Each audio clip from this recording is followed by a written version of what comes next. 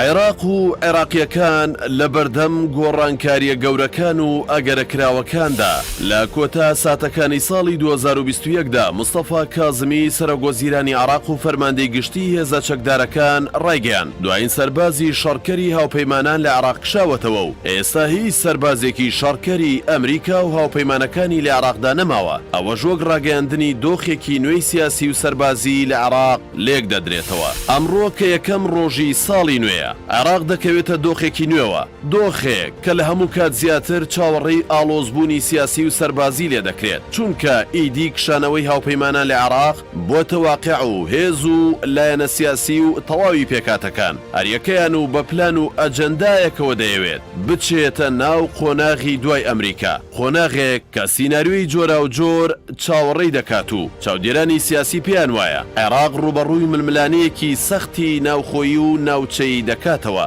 لەسەر ئاستی ناوخۆ، چۆن لە کاتی بوونی ئەمریکا و هاوپەیمانەکانی لە عێراق پێکاتەکان دابەش بوون بەسەر بەرەی ئەمریکا و دژە ئەمریکا. بە هەمان شێوە لە دوای بەتەنهامانەوەی عێراق چاوەڕوان دەکرێت پێکاتەکانی کورد و شیع و سونە نەتوانن بە ئاسانی لەسەر بەڕێوەبردننی وڵاتەکەیان ڕێککەون، ئەوەش بەهۆی ئەو هەموو کێشە سیاسی ئاڵۆزانەی کا لە نێوانیاندا هەیە و کشانەوەی ئەمریکا ناتوانێت چارەسەری بکات ئەگەر ئاڵۆستریشی نەکات. لەسەر ئاستی سەربازیش هیچ سیناریۆیەکی دڵخۆشکەر پێشبینی بۆ ناکرێت، ئەوەش بەهۆی بوونی چەندین هێزی چەکداری فەرمی و نافەرمی کە دابەش بوون بەسەر پێکاتە و لایەنە سیاسیەکاندا، چونکە ئەنجامی هەڵبژاردنە پێشوەختەکەی عێراق بۆ زۆرێک لەو هێزانە دڵخۆشکەر نەبوو. سەرەڕایەوەش بەشێکی زۆر لەو هێزە چەکدارانە تاوەکو ئێستا تەسلیمی ئیرادەی حکوومەت و هێزی فەرمی دەوڵەت نەبوون کە ئەوەش هەموو کە دەرگای بەسەر ڕوبەڕووبوونەوەی چەکداری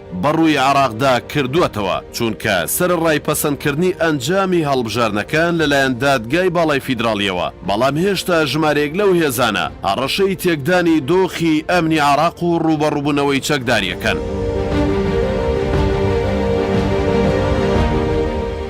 کشانەوەی هێزە شەڕکەرەکانی ئەمریکا تەنها مەترسی سەربازی و کێشەی سیاسی پێکاتە جیاوازەکان لەسەر عێراق دروست ناکات، بەڵکو کشانەوەکە هاوکاتە لەگەڵ وادەی دەستپێکردنی جموجوڵەکان بۆ پێکێنانی کابینەی نوێ حکوومەت کە بڕیارە لە چەند ڕۆژی داهاتوودا پەرلەمانی عێراق کۆ بێتەوە و گەورەترین کوتلەی براوە لە هەڵبژاردنەکان ڕابسپێرێت بۆ ئەوەی لە ماوەی 90 ڕۆژی داهاتوودا کابینەی نوێ حکوومەتی عێراق پێکبێنێت. بەشێک لە چاودێرانی دۆخی عێراق پێیان وایە عێراق بەم دۆخە ئاڵۆزە سیاسی و سەربازیەوە بە تایبەت کە هێزەکانی ئەمریکای تێدا کشابێتنەوە نەک ناتوانێت لە ماوەی دیاریکراودا حکوومەت پێک بێنێت، بەڵکو ململانێ هەرێمی و ناوچەیەکانیش بۆ سەر کێشەکانی سەربار دەکات و ئەوەش دۆخەکە زۆر لە ئێستا ئاڵۆستر دەکات و دەبێتە هۆی دواکەوتنی پێکێنانی حکوومەتی نوێ عێراق ئێستا کە سەرەتای قۆناغی دوای ئەمریکای لە عێراق. ئاماژە سیاسی و سەربازیەکان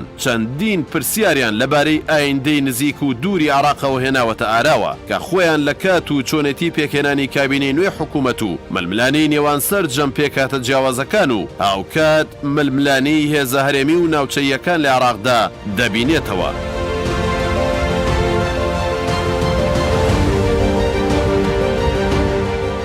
هێشتا دیمەنی عێراقی دوای کشانەوەی ئەمریکا دیمەنێکی ناڕوون و ئاڵۆزە، ئەوەش بەهۆی ئەوەی کارەکتەرەکانی جیاواز و هەمەجۆرن، هەم لەسەر ئاستی ناوخۆ هەمیش لەسەر ئاستی دەرەوەدا، ئەمەجگە لە هاوکێشە سیاسی ئاڵۆزەکانی ناوچەکە بەگشتی کە کاردانەوەی ڕاستەوخۆیان لەسەر تەواوی پرۆسەی سیاسی و سەربازی لە عێراق هەیە. هەرێمی کوردستان و داهاتووی ئەم بەشەی کوردستانیش بەدەرنیە لەو ئەگەرانە و هیچ گەرەنتیەک نییە بۆ ئەوەی لە پاش کشانەوەی هێزەکانی ئەمریکا هەرێمی کوردستان وەک 18 ساڵی ڕابردوو ئارام بێت و خاوەنی سەروەری و دامەزراوە فەرمیەکان بێت. بەشێک لە چاودێران پێیان وایە هەرێمی کوردستان جیاواز لە عێراق دەکەوێتە بەردەم ئاڵنگاری و مەترسیە ناوخۆیی و دەرەکیەکانەوە. دوور نییە حەشدی شەعبی و هێزە مەزهەبگەرەکانی عێراق هاوشێوەی داعش نەبنە مەترسی بۆ سەر ئایندەی خاکەکەی و لە پرۆسەی سیاسی عێراقیشدا پاشەکشەی بەرچاو بە پێکاتەی کورد نەکرێت لە عێراقی داهاتوودا، چونکە